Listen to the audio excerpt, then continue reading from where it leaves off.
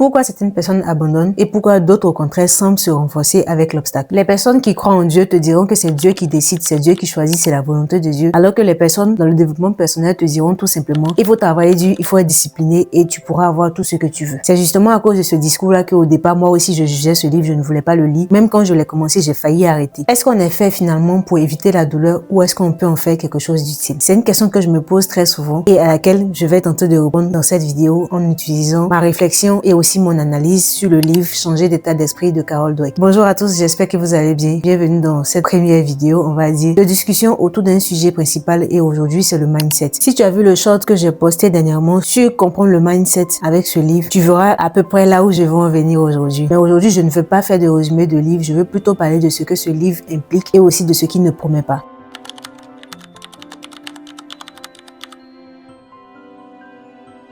Pourquoi ce livre pourrait déranger? Tout simplement parce qu'il est classé comme un livre de développement personnel et on voit très bien la place que le développement personnel a aujourd'hui. Et d'autant plus que le développement personnel, ça ressemble souvent à si tu veux, tu peux, ou bien encore à si tu échoues, c'est que c'est parce que tu n'as pas suffisamment essayé. Et quand tu es quelqu'un qui fait déjà de ton mieux, qui fait déjà des efforts, ce genre de phrase-là, ça peut vraiment te faire culpabiliser. Ce qui m'a surpris avec Carol Dweck, c'est qu'elle va totalement au-delà de tous ces clichés sur le développement personnel. Et c'est aussi ce que j'ai apprécié dans ce livre. Soyons clairs dès le départ, ce livre ne te promet pas la réussite. Il te dira pas, adopte cet état d'esprit et tout ira bien. Il va plutôt te dire et te montrer que ta façon d'agir et de réagir va fortement influencer ce que tu feras par la suite. Et juste ça te permet vraiment de continuer parce que ça enlève clairement l'illusion du contrôle total et aussi cette culpabilité que tu peux avoir quand tu fais déjà de ton mieux.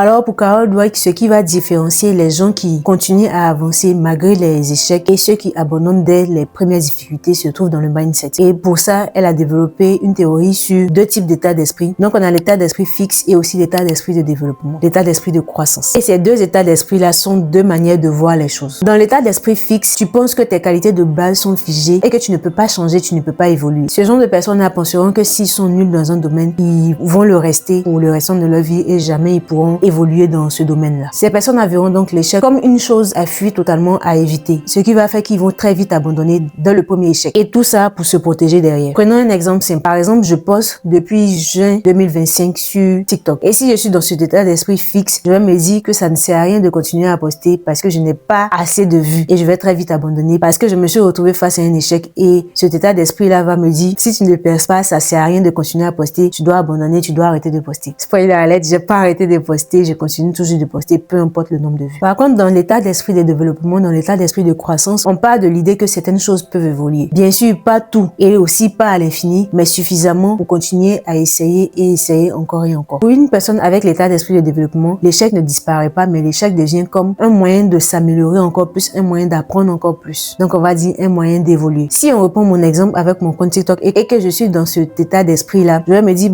c'est peut-être parce que ma qualité de son n'est pas bonne. Donc, je vais m'acheter par exemple un micro, un petit micro bien sûr. Ou bien je vais me dire peut-être c'est parce que ma qualité vidéo n'est pas bonne. Donc je vais améliorer la qualité vidéo. Ou bien je vais peut-être me dire que c'est parce que je ne sais pas faire de montage. Donc je vais apprendre plus, me former pour le montage. Et donc ainsi de suite. C'est de toujours chercher des points à améliorer en ce qui me concerne sur les choses que je peux contrôler. Parce que dans mon exemple, les seules choses que je peux contrôler, c'est comment je crée mes vidéos, pourquoi je crée, les scripts, ce que je dis dans mes vidéos. Et le reste, c'est des choses qui ne dépendent pas forcément de moi, surtout en ce qui concerne les vues TikTok.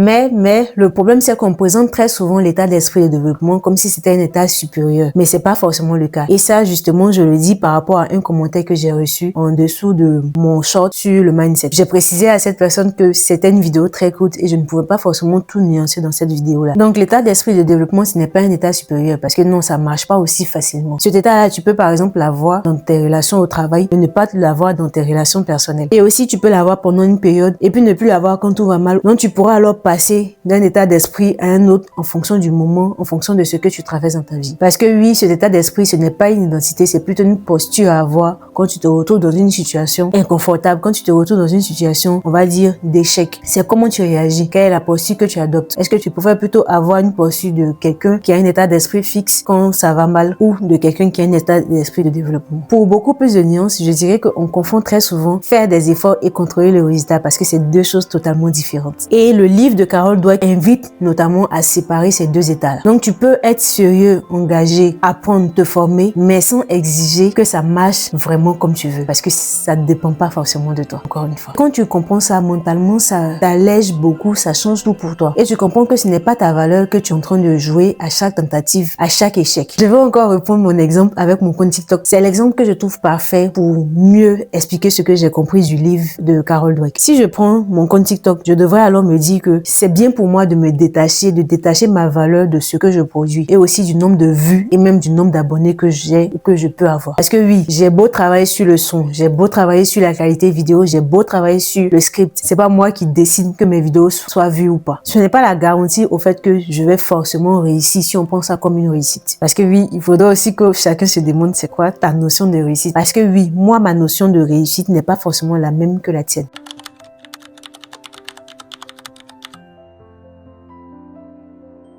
Concrètement, au quotidien, qu'est-ce que ça donne d'avoir soit l'état d'esprit fixe ou l'état d'esprit de développement? Je sais que j'ai pris mon exemple avec mon compte TikTok, mais c'est pas un exemple qui marchera forcément pour tout le monde. Dans la vraie vie, l'état d'esprit de développement, ce n'est pas un état spectaculaire. C'est plutôt de rester un peu plus longtemps dans quelque chose d'inconfortable. C'est aussi accepter de ne pas comprendre tout de suite. C'est aussi arrêter de tirer des conclusions beaucoup trop hâtivement. Et tout ça, c'est vraiment très discret, presque pas remarquable dans la vraie vie. Mais sur la durée, ça change totalement tout.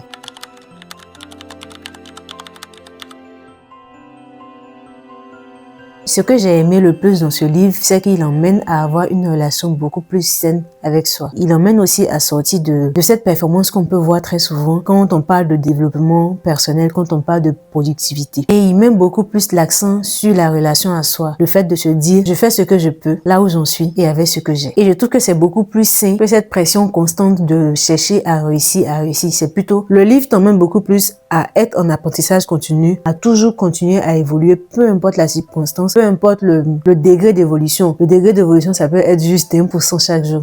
Et j'ai finalement fait une ouverture entre ce livre et le principe phare du stoïcisme, qui est le fait de se concentrer sur ce qu'on peut contrôler. Et donc, dans ce livre de Carol Dweck, elle met l'accent sur le fait de chercher à évoluer, mais seulement sur les choses qui dépendent de nous. Parce que le reste, c'est pas nous qui décidons. Donc, si tu cherches une promesse, ce livre n'est clairement pas fait pour toi. Par contre, si tu cherches une autre façon de te parler quand ça va pas, quand tu es face à un mur, on va dire, alors je pense qu'il pourra beaucoup t'aider, il pourra peut-être te permettre de mieux communiquer, il pourra vraiment être utile pour toi. Et ces deux états d'esprit, c'est pas un état fixe qu'on a tout le temps, ce n'est pas une vérité absolue, non, mais c'est juste une façon de voir les choses. Voilà, je pense que si tu as vu le short, cette vidéo était là pour aller beaucoup plus en profondeur de tout ce que je ne pourrais pas dire en 2 minutes. Et si tu as envie de réagir, de nuancer certains propos que j'ai eus, parce que je précise, je ne suis ni psychologue, ni spécialiste de développement personnel, ni coach, rien. Je suis juste quelqu'un qui essaie d'apprendre un peu plus chaque jour et qui partage ici avec vous mes réflexions que je peux avoir sur certains livres. Et donc, si t'es pas d'accord avec ce que j'ai dit, les commentaires sont ouverts. Je serai très ravie d'avoir aussi ton avis sur ce livre et même sur ce que j'ai dit dans la vidéo. Et merci de m'avoir écouté jusqu'au bout. À bientôt pour une prochaine vidéo.